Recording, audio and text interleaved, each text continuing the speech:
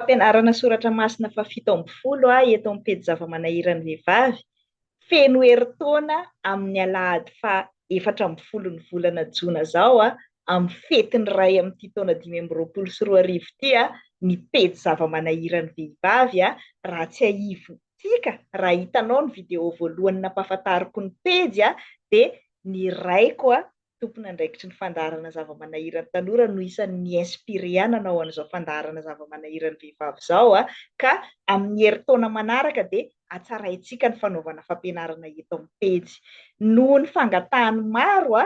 za manokana dia resy lahatra hoe ilaina ny manazava amin'ny antipirian'ny fampianarana fa fantatra koa nefa fa na dia efa zaraina ary ny lien de téléchargement ho antsika izay sahirana amin'ny connexion dia be dia be koa ny mbola sahirana mitady an'ilay adiny iray hianarana soratra masina dia manomboka amin'izao taona faharoa zao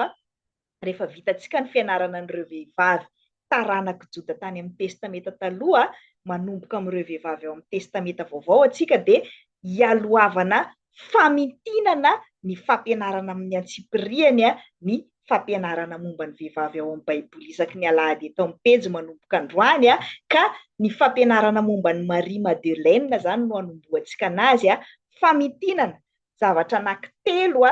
no resahantsika amin'ny antsipiriany amin'ilay fampianarana momba ny Marie Madeleine. Voalohany amin'izany dia ny tsy tokony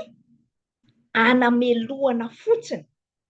ny vehivavy izay tahaka ny Marie Madeleine manana demonia 7 satria Jesosy tsy nanameloka fa nanafaka azy tamin'ny demonia izay namatotra anazy. Tsy natao hanameloka ny vehivavy izay efa traumatisé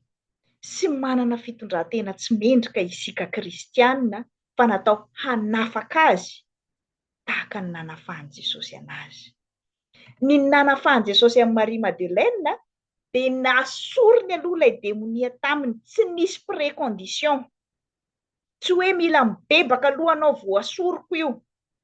Fa mifanohitra amin'izay no nataon'i Jesosy avy dia navelan'i Jesosy ny elokany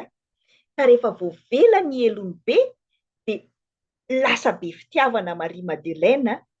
nanolotra ny tenany, nanolotra ny fotoanany, nanolotra ny fananany izy nanompo an'i Jesosy ka niova ho azy ny fiainany. Fa tsy arak'ilay mahazatra antsika ankehitriny hoe mila miova aloha ny olona dia mila mahafoy ho an'ny fiangonana sy ny asan'Andriamanitra izay vao mibebaka vao voavela ny eloka fa avela maimaim-poana aloha ny eloka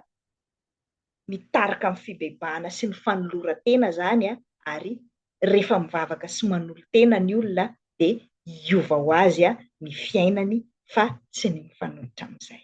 Ary ao amin'ny antsipiriany raha mahaliana anao ny fanazavana an'izany rehetrarehetra izany.